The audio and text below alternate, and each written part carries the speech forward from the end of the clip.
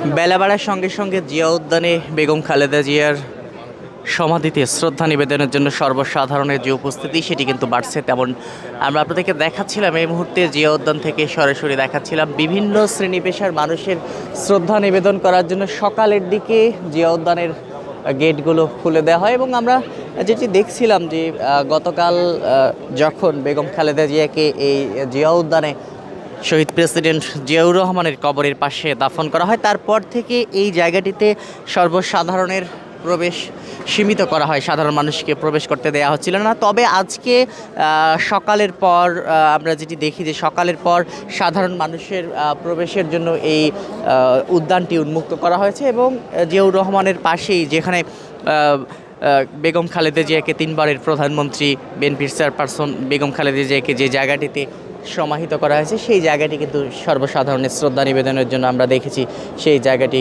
খুলে দেওয়া হয়েছে। এখন আমরা দেখেছিলাম সকাল থেকে আমরা যেটি দেখেছি বিএনপির বিভিন্ন উচ্চপদস্থ নেতাকর্মী থেকে শুরু করে সর্বসাধারণ মানুষ, বিএনপির অঙ্গ সংগঠন সকলেই কিন্তু শ্রদ্ধা নিবেদনের জন্য এই জায়গাতে আসছেন এবং শ্রদ্ধা নিবেদন করছেন। আপনারা জানেন যে দীর্ঘ সময় ধরে বেগম খালেদা জিয়া রাজধানীর এভার কেয়ার হাসপাতালে চিকিৎসা নিচ্ছিলেন এবং দীর্ঘদিন ধরে তিনি নানা জটিল রোগে ভুগছিলেন।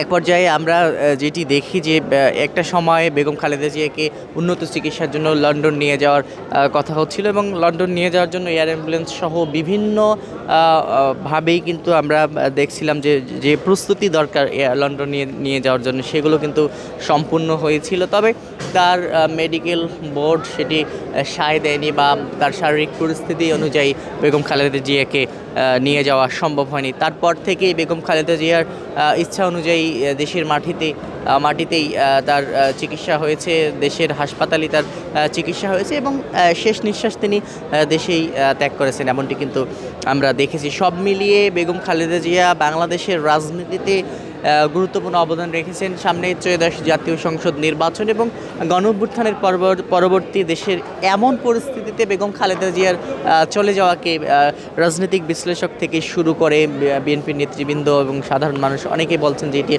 দেশের জন্য, বাংলাদেশের রাজনীতিতে এবং বিএনপির জন্য একটি অপূরণীয় ক্ষতি, এমনটি কিন্তু তারা বলছেন। এবং বাংলাদেশের রাজনীতিতে বিশেষ করে যদি একটু বলি যে বেগম খালেদা জিয়া তিনি একদম গৃহবধূ থেকে বাংলাদেশের প্রথম নারী প্রধানমন্ত্রী নির্বাচিত হয়েছিলেন, তিনবারের বাংলাদেশের প্রধানমন্ত্রী নির্বাচিত হয়েছিলেন এবং মুসলিম বিশ্বের তিনি দ্বিতীয় নারী প্রধানমন্ত্রী। এই যে গৃহবধূ থেকে উঠে এসে রাজনীতিক হাল ধরা একটি দলের প্রধান হওয়া, দীর্ঘদিন ধরে সেই দলের প্রধান থাকা বা দলকে গুছিয়ে রাখা, শহীদ প্রেসিডেন্ট জিয়াউর রহমানের মৃত্যুর পর তিনি দলকে যেভাবে সামলিয়েছেন সেভাবে কিন্তু আসলে একজন গৃহবধূ থেকে উঠে এসে দলকে সামলানো, তারপর নির্বাচিত হওয়া, দলকে ক্ষমতায় নিয়ে আসা, প্রধানমন্ত্রী নির্বাচিত হওয়া, এই বিষয়গুলো তিনি সামলিয়েছেন। যার কারণে এর পাশাপাশি আরেকটি বিষয় আমরা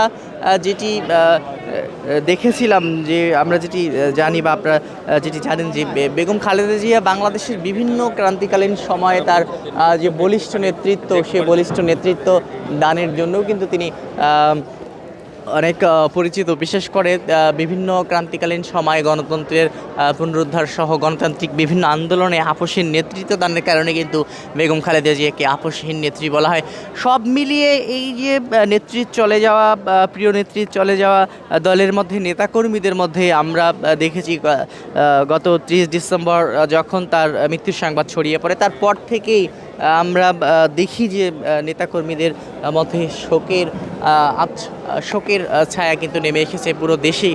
রাষ্ট্রীয় শোক আজকেও চলছে, গতকালও রাষ্ট্রীয় শোক ছিল, আগামীকালও, এবং গতকাল সারা দেশে সাধারণ ছুটি ঘোষণা করেছিল সরকার, তেমনটি দেখেছিলাম। এবং গতকাল যখন তার জানাজা বাদ জোহর জাতীয় সংসদের দক্ষিণ প্লাজায় অনুষ্ঠিত হয়, সেখানে লক্ষ লক্ষ মানুষের উপস্থিতি হয়েছিল এবং লক্ষ লক্ষ মানুষের উপস্থিতিতেই বেগম খালেদা জিয়ার জানাজা সম্পূর্ণ হয়েছে, তেমনটি কিন্তু আমরা দেখেছি। তারপরেই শহীদ প্রেসিডেন্ট জিয়াউর রহমানের কবরের পাশে তাকে দাফন করা হয়। তো এই ছিল এখন পর্যন্ত এখানকার সর্বশেষ পরিস্থিতি।